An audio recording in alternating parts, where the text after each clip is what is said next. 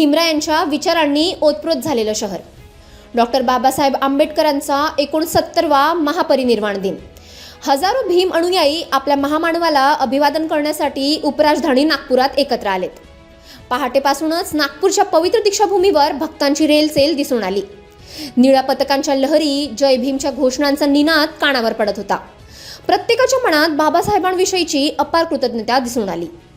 दलित आणि पीडितांच्या हक्कांसाठी, समतेसाठी आणि मानवी मूल्यातील क्रांतीसाठी आयुष्यभर लढणाऱ्या महामानवाला पुन्हा एकदा भीम सैनिकांनी शतशः नमन केलं. दीक्षाभूमीकडे जाणारे प्रत्येक पाऊल सांगत मनातून एकच जयघोष करीत होतं, जय भीम. आम्ही आलो आहोत. बाबासाहेबांच्या विचारांवर चालण्याची प्रतिज्ञा घेण्यासाठी आम्ही आलो आहोत, अशी प्रेरणा सगळ्यांच्या डोळ्यात दिसत होती.